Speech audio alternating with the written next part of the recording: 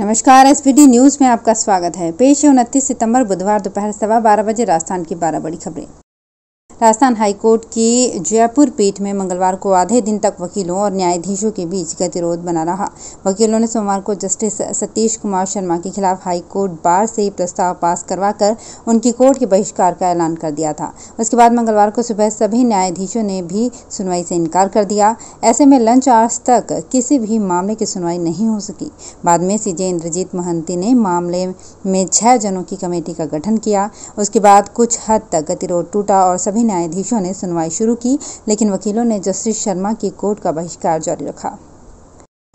प्रदेश में डिजिटल सेवाओं को सुगम बनाने के लिए 3 साल पहले शुरू किया गया ई-मित्र प्लस प्रोजेक्ट नाकारा साबित हुआ है। सरकार ने करीब 3.72 अरब खर्च कर 33 जिलों में 14,891 ई-मित्र प्लस मशीनें तो लगा दी, लेकिन फिर उनकी सुध ही नहीं ली। इसलिए रोजाना 1/4 मशीनें भी नहीं चल पा रही है। भाजपा की वसुंधरा राज्य सरकार में लगाई गई इन मशीनों को लेकर सरकारी सिस्टम की लापरवाही का नतीजा ये रहा कि सरकारी कार्यालयों और बस स्टैंड पर रखी मशीनों पर धूल जम रही है। अगर आप कोरोना से रिकवर हो चुके हैं तो आप लापरवाह होने की गलती नहीं करें। ऐसा इसलिए है क्योंकि शोध से पता चला है कि कोरोना से ठीक होने वाले मरीजों को दिल से जुड़ी समस्याएं हो सकती है। राजस्थान समेत भारत में कई राज्यों में कोरोना मरीजों में ठीक होने के बाद खून के गाढ़ा और थक्के जमने जैसी परेशानी सामने आ रही है, जिसके कारण उनमें दिल की बीमारी से जुड़ी समस्याएं देखने को मिली है। विशेषज्ञों की माने तो कोरोना के बाद दिल की बीमारी के केसों में 20% का इजाफा हुआ है। कोरोना काल में लंबे समय तक फील्ड से दूर रहे मुख्यमंत्री अशोक गहलोत अब अगले सप्ताह से फील्ड के दौरों की शुरुआत कर रहे हैं। गहलोत उपचुनाव में प्रचार के दौरों की शुरुआत कर रहे हैं। अप्रैल में सुजानगढ़, सहाड़ा और राजसमंद उपचुनाव की नामांकन सभाओं के बाद गहलोत ने किसी भी सभा में भाग नहीं लिया है। करीब 6 महीने बाद गहलोत पार्टी नेताओं के साथ अगले सप्ताह चुनावी सभा में दिखेंगे। कांग्रेस 3 से 5 अक्टूबर के आसपास धारियावद और वल्लभनगर में चुनावी सभा की तैयारियां कर रही है। इसे कार्यकर्ता सम्मेलन नाम दिया है।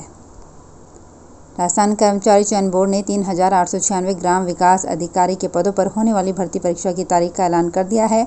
इसकी परीक्षा इसी साल 27 से 28 दिसंबर को 2 चरण में आयोजित की जाएगी, जबकि भर्ती प्रक्रिया के लिए 9 अक्टूबर तक ऑनलाइन आवेदन किया जा सकता है। इस बार ग्राम विकास अधिकारी सामान्य वर्ग के लिए 3,222 और अनुसूचित जाति के लिए 674 पद हैं।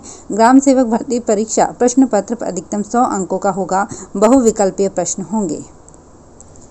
राजस्थान में पिछले लंबे समय से कार्यवाहक कुलपति के भरोसे चल रही यूनिवर्सिटी को जल्द ही स्थायी कुलपति मिलेंगे। ये दावा किया है प्रदेश के उच्च शिक्षा मंत्री भंवर सिंह भाटी ने, जिन्होंने कहा कि कुलपति चयन की प्रक्रिया शुरू हो गई है। इसे जल्द ही मुख्यमंत्री से चर्चा के बाद घोषित कर दिया जाएगा। इस दौरान शिक्षा मंत्री ने उच्च शिक्षा विभाग में तबादलों को लेकर वायरल ऑडियो पर भी सफाई दी। उन्होंने कहा कि मैंने ऑडियो नहीं सुना है, लेकिन अगर ये ऑडियो सही साबित हुआ तो इसके दोषियों के खिलाफ सख्त कार्रवाई की जाएगी। राजस्थान में शहरी आबादी को 10 लाख पट्टों के उद्देश्य से 2 अक्टूबर से चलाए जाने वाले प्रशासन शहरों के संग अभियान में 14 कैटेगरी ऐसी तय की गई है जो पट्टे नहीं ले सकेंगी। निजी संपत्ति पर कब्जा, किराए के मकान, सुविधा क्षेत्र, राजघराने की सरकार के हक में आई जमीनों पर कब्जों के पट्टे नहीं मिलेंगे। इतना ही नहीं, बाजारों में बरामदों की छत पर बनाए गए मकानों कब्जों के भी पट्टे नहीं मिलेंगे। भ्रष्टाचार निरोधक ब्यूरो की ओर से ट्रैप की कार्यवाही के बाद आरटीओ ऑफिस में काम के बदले लोगों से सुविधा शुल्क के रूप में रिश्वत लेने का बड़ा खेल सामने आया है। एसीबी की प्रारंभिक जांच में सामने आया है कि आरटीओ ऑफिस में रोजाना लाखों रुपए की रिश्वत राशि एकत्र होती है। ये राशि वहां पर सभी में बांटी जाती है। एसीबी के एएसपी विजय सिंह ने बताया कि रिश्वत लेने के मामले में गिरफ्तार सूचना सहायक तरुणेश कुमार, गार्ड हरीश चंद शर्मा, ई-मित्र संचालक बनवारी लाल और नंबर प्लेट बनाने वाले श्यामलाल गुप्ता से पूछताछ की गई। सुप्रीम कोर्ट के रजिस्ट्रार ने बसपा के कांग्रेस में शामिल हुए 6 एमएलए के दल बदल केस में संबंधित पक्षकारों को जवाब के लिए अंतिम मौका देते हुए 4 सप्ताह का समय दिया है। साथ ही कहा है कि यह अवधि पूरी होने के बाद रजिस्ट्री इस मामले को सुप्रीम कोर्ट के समक्ष सुनवाई के लिए सूचीबद्ध कर देगी। कोर्ट के रजिस्ट्रार राजेश कुमार गोयल ने ये निर्देश बसपा व अन्य की एसएलपी पर दिया। दरअसल बसपा ने एसएलपी में हाईकोर्ट की एकल पीठ के 24 अगस्त के उस आदेश को चुनौती दी है, जिसमें अदालत ने बसपा की याचिका खारिज कर उसे दल बदल केस स्पीकर के समक्ष ही उठाने के लिए कहा था। बंगाल की खाड़ी में बन रहे निम्न दबाव सक्रिय होने का असर प्रदेश के मौसम में इस सप्ताह कई बदलाव करेगा। मौसम विभाग के मुताबिक इस बदलाव से राजस्थान के पूर्वी क्षेत्र में मौसम बदलेगा।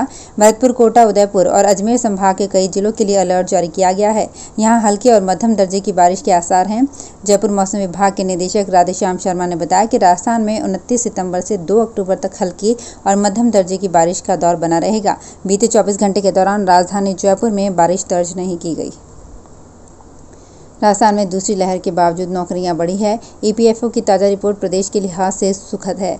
इस साल 4 माह में 1,42,000 से अधिक लोगों को ईपीएफओ से जोड़ा गया है। इनमें 91,000 से अधिक अंशधारक जून जुलाई में ही जोड़े गए।